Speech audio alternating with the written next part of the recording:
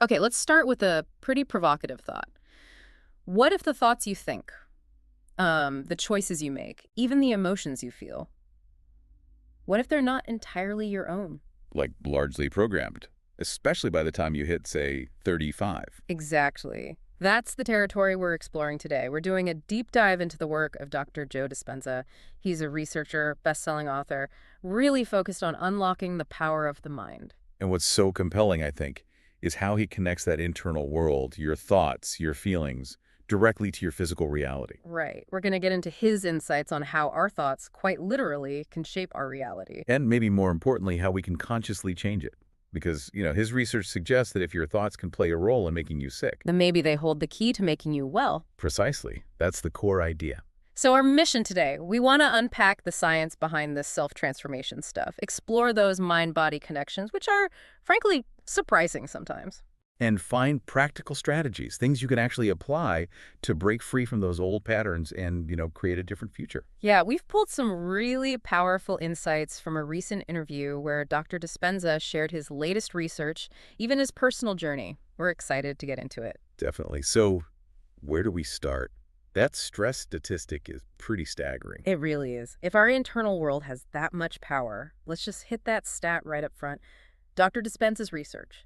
It shows that something like 75 to 90% of people going to healthcare facilities. They're there because of psychological or emotional stress, not a physical injury, but stress. Exactly. Which immediately highlights that core idea, the same thoughts that might contribute to illness. Could also be the blueprint for wellness. It flips the script. It really does, and that connects directly to his concept of the habitual self. Right. Oh, absolutely. That statistic that 95% of who we are by age 35 is programmed, that's a big one. 95%. So what exactly does he mean by habit in this context? Well, it's not just, biting your nails. It's a redundant set of automatic, unconscious thoughts, behaviors, and emotions. Things we've acquired just through sheer repetition. So it's like our body learns the routine so well. That it often knows how to do things better than our conscious mind does. It's like, yeah, the subconscious takes the wheel. And the neuroscience backs this up, which is fascinating. He often talks about that principle. Nerve cells that fire together wire together. Yeah, Hebb's law. It's fundamental. So explain that connection. How does that wiring happen? Well, if you keep thinking the same thoughts, making the same choices, doing the same things, having the same experiences, feeling the same emotions over and over. Your biology literally gets hardwired for that pattern. Exactly. The connections strengthen. And that creates what he calls this puppet master of your past. It ends up dictating your future, often without you even realizing it's happening. But these habits, this programming, it's not all bad, right? Oh, definitely not. It's a double-edged sword.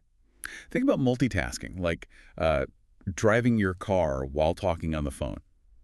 Your brain makes that efficient, turns it into a habit. That's useful. Okay, so where's the downside? The problem is when those ingrained patterns include the negative stuff.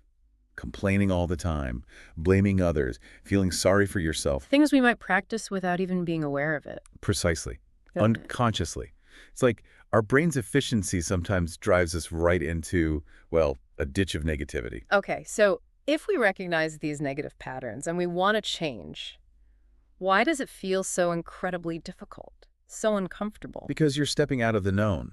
Change means dealing with unfamiliarity, uncertainty. It's stepping into the unknown, essentially. And people resist that. Hugely.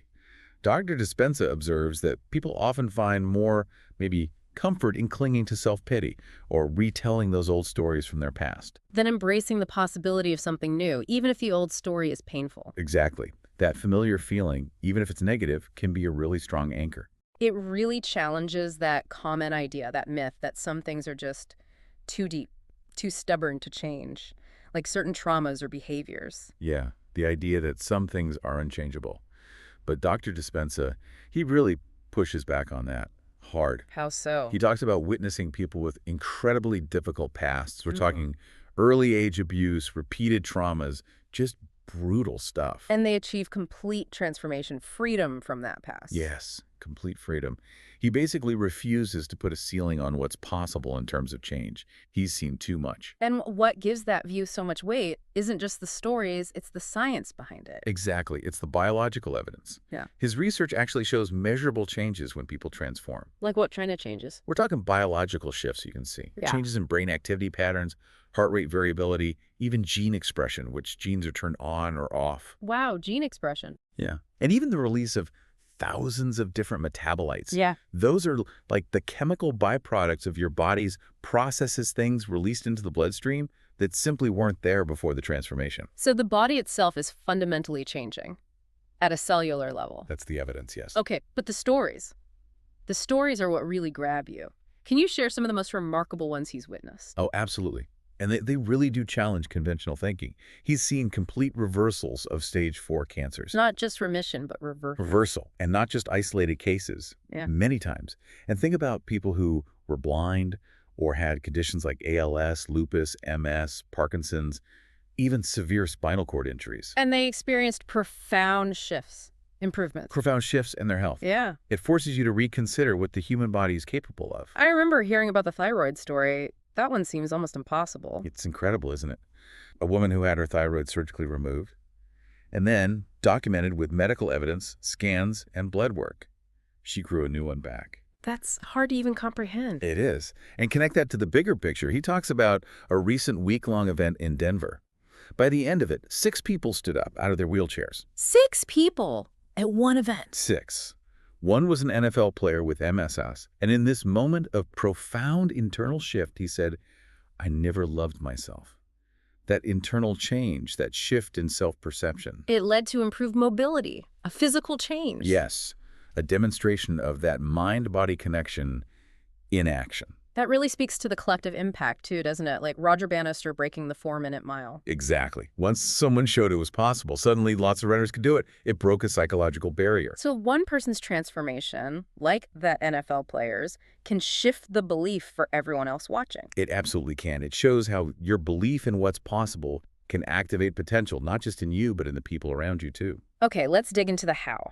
Dr. Dispenza's approach isn't just wishful thinking. It's grounded in science. Deeply grounded. He brings together fields that might seem separate: quantum physics, neuroscience, neuroendocrinology. That's the nervous system and hormone connection. Right. Plus psychoneuroimmunology, mind, nervous system, immune system, epigenetics, electromagnetism. It's very interdisciplinary. And he calls this blend of science. The contemporary language of mysticism. He's basically providing a scientific framework for understanding these profound changes, unifying these fields. That unification is really apparent in his 5-step process for change. It seems to map the journey from just knowing something intellectually to actually embodying it. Precisely.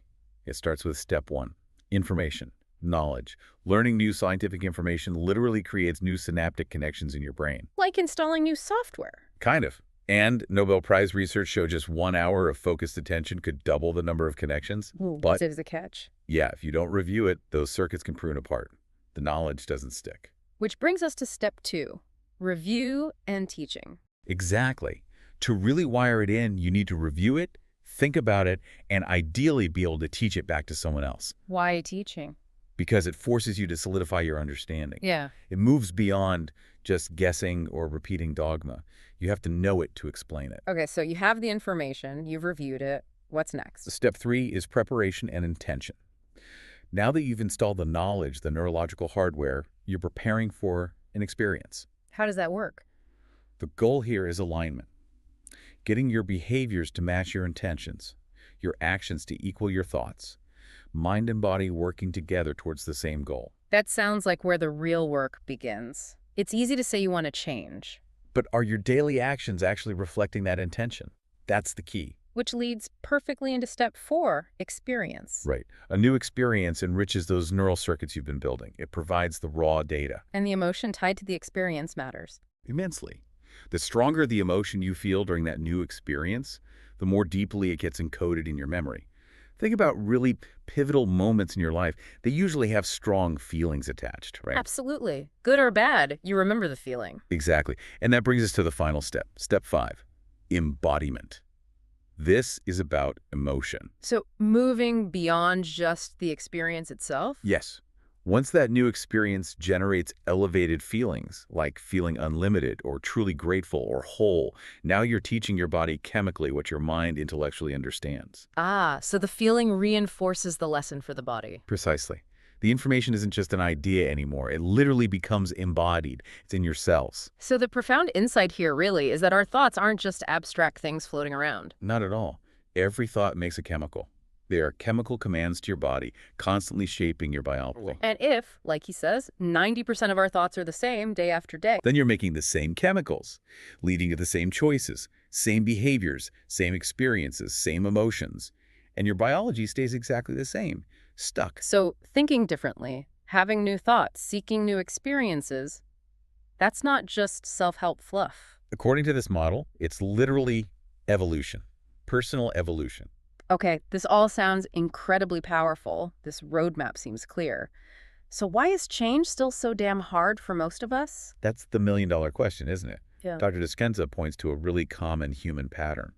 Most of us, well, we only really commit to change when we hit rock bottom. The lowest denominator, as he calls it. Yeah. A crisis, a trauma, a scary diagnosis, a betrayal, a major loss. Something hits us so hard that nothing external seems to fix the internal pain. And that's the moment we might actually change. Often, yes. It can trigger what he calls metacognition. You suddenly become conscious of the program you've been running instead of just being the program.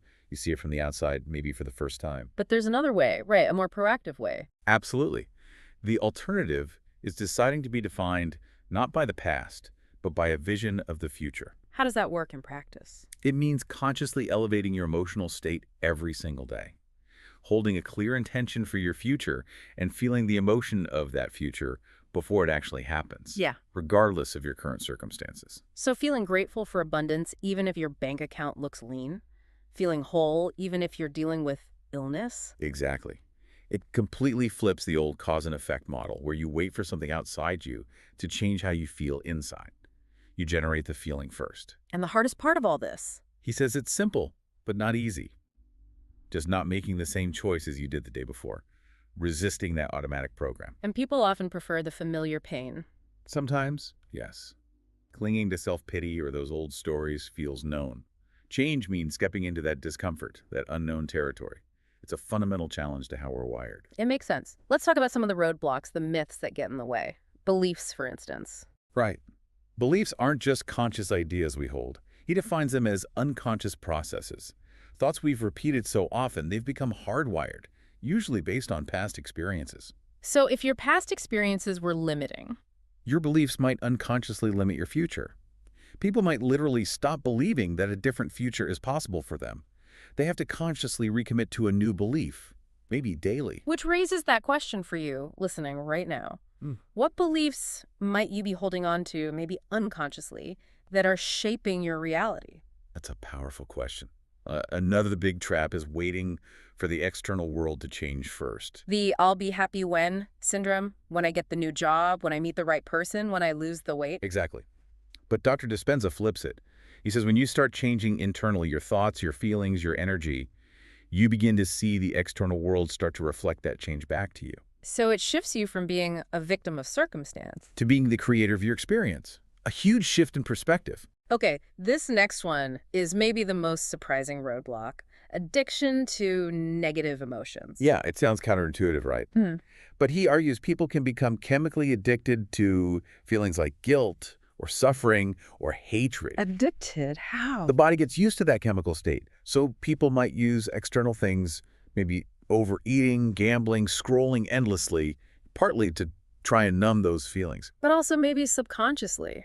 To get back to that familiar, albeit negative emotional baseline, the behavior becomes a way to feed the emotional addiction. So overcoming the emotion itself is the real key to freedom, not just stopping the behavior. That's the idea.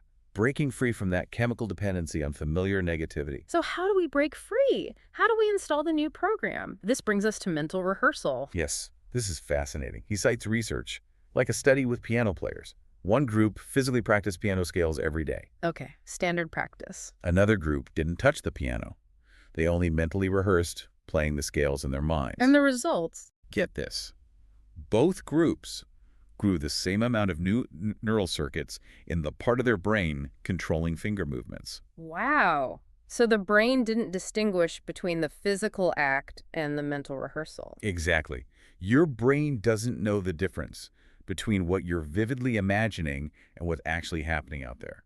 Which means? You can literally prime your brain for a new behavior. Yeah. You can mentally practice being the person you want to become, feeling the feelings you want to feel, before you even step into the situation. So you're installing the neurological hardware to automatically align your intentions and your actions when the time comes. Precisely. You practice it inwardly until it becomes more automatic outwardly. Okay, this is incredibly practical. Let's talk about when to do this. He suggests specific times are optimal for accessing the subconscious. Yes, he points to those transition times. When you first wake up in the morning and right before you fall asleep at night. Why that? Because your brain waves naturally shift during those periods. Yeah. You move out of the active beta waves of waking consciousness into slower states like alpha and theta. And he says that's when the door to the subconscious mind opens. Making it the ideal time to rewrite a program. That's the idea. You have easier access to that operating system. So he offers a very practical experiment, the before 10 a.m. experiment. What does that involve? It's about reclaiming that morning time. Instead of instantly grabbing your phone, getting sucked into emails, news, social media, and revolt, the external world's demands. You go inward first. Yes. First, you tame the animal. You sit your body down, consciously deciding you are in control, not the automatic programs. Okay, step 1. Take charge. Step 2. Become conscious of the unconscious. Intentionally identify, say, 2 limiting thoughts you often have, 2 unwanted behaviors you repeat, and 2 negative emotions you want to change. Just become aware of them without judgment. So bringing the unconscious into conscious awareness. Exactly. Then, step 3, mentally rehearse the new self. Ask yourself powerful questions like, what would greatness do here? Or what would love do in this situation? And visualize yourself thinking, acting, and feeling differently. Yes. Rehearse the future you in specific scenarios. And crucially, step 4, cultivate elevated emotions. This is the feeling part again. Right. Open your heart. Practice feeling emotions like kindness, care, love, gratitude, appreciation. Intentionally generate those feelings. And the goal isn't just to think about gratitude, but to actually feel it. Yes, he says don't get up from your practice until you feel that emotion. You're teaching your body, chemically, what that future state feels like. Does he share his own practice? He does. He gets up really early, like 4:30 or 5 a.m., and does about 2 hours of the work. He mentions having a think box time. A think box? Yeah, where he consciously processes and releases any mental clutter, analytical thoughts, things he needs to stop thinking about, essentially, organizing what not to do. Clearing the decks. Exactly. And then a play box time, which sounds more intuitive, shifting his state, playing with consciousness without analyzing how he's doing it, just being in that creative space. And this kind of practice, this meditation, leads to brain coherence. What is that? It's when your brain waves slow down. When you meditate, broaden your focus, maybe pay attention to the space around you or just nothing, you often shift from high-stress beta waves to calmer alpha waves, even theta. Okay, slower brain waves. What does that do? It causes the different compartments or networks in your brain, which are often doing their own thing, to synchronize, to start working together in harmony. Creating a holistic state. Yes. The brain functions more as a unified whole. And the measurable results. Things like reduced anxiety, less depression, fewer PTSD symptoms, and a much clearer, more focused intention. It brings order to the internal chaos. And the real magic happens with consistency. Absolutely. Repetition is key, just like building any habit. When you consistently do this internal work day after day. You start seeing changes in your outer world. That's what he reports, and what thousands of his students report. You start noticing synchronicities, meaningful coincidences. Things line up. Opportunities appear. And that feedback loop reinforces the process. Exactly. It strengthens your belief that you're actually influencing your reality. And then the work shifts from something you feel you have to do to something you genuinely want to do because you're seeing the results. It becomes exciting. Shifting focus a bit, looking at the bigger picture, Dr. Dispenza does express some real concerns about the state of the world right now. He does. He talks about the challenge of knowing what information to trust, the constant barrage.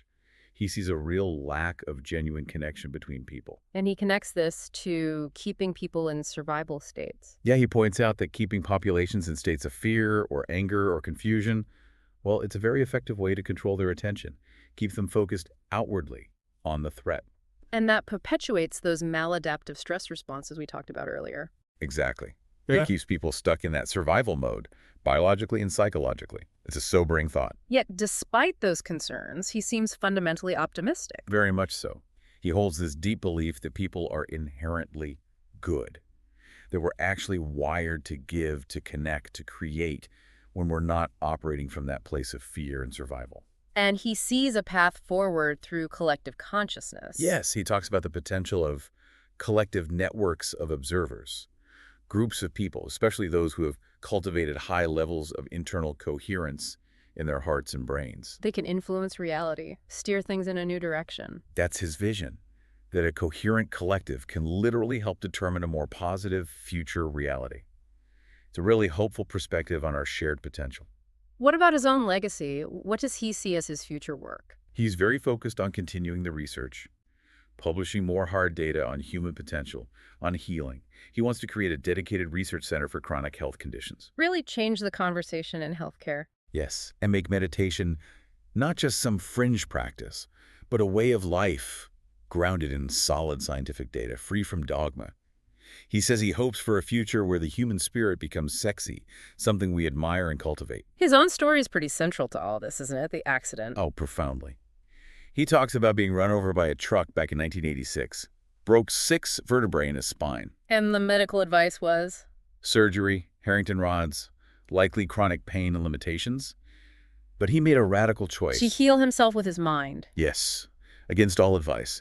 He describes an intense 6.5 weeks, a real dark night of the soul, focusing inward, rebuilding his spine and his mind, dealing with immense doubt and pain, before he started seeing real results. And that experience shaped everything for him. Completely. It became the foundation of his life's work. And it led him to ask that powerful question.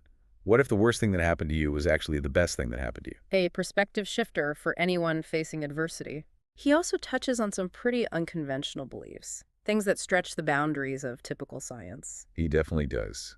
Like the idea that we perceive less than 1% of reality with our senses. That there are dimensions or realities beyond space and time that we can access, especially through meditation. And the body making its own psychedelics. Yeah, he suggests the nervous system can produce powerful endogenous compounds, and he talks about the pineal gland, not just as a biological structure, but as kind of radio receiver for profound information from these other realms. So mystical experiences might have a biological trigger or mechanism. That's what he posits, grounding these extraordinary experiences in biology. It's fascinating, even if it sounds a bit like science fiction at first glance. And this all connects to his idea for the global walk for change. Yes, it's about taking this individual work collective. It's an embodied practice, a walking meditation done simultaneously by people all over the world. Based on research showing groups can influence events. Exactly. He draws on studies like the peace-gathering projects or findings from random event generators that suggest coherent groups can influence external systems and events. So the walk is a way for people to collectively embody the change they want to see, to stand up for a different future. Precisely. To overcome that illusion of separation and act as a coherent, creative force in the world. It's a powerful, active expression of these principles. So wrapping this all up, what's the core takeaway for you listening? This deep dive into Dr. Joe Dispenza's work, it really reveals the incredible power you hold within your own mind and body. Yeah, the power to literally create your reality. And crucially, this isn't just some nice idea or theory. He's showing it's a scientifically supported, measurable process. A process of unlearning that old programmed self. And consciously, intentionally reinventing a new one. The practical message here, the empowering one, is really clear. You do have the power to step off that autopilot. Especially during those key times, morning and evening, when your subconscious is more accessible. You can consciously choose to rewrite the program. We really encourage you to experiment with the practices we talked about. Taming the animal, becoming conscious of the unconscious patterns, mentally rehearsing who you want to be. And really cultivating those elevated emotions. Feeling the future you want now. So let's leave you with this final thought to ponder. If your body is truly listening to every single thought you think, and if your external environment is, in many ways, a mirror reflecting your internal state, what future are you ready to believe into being, starting today?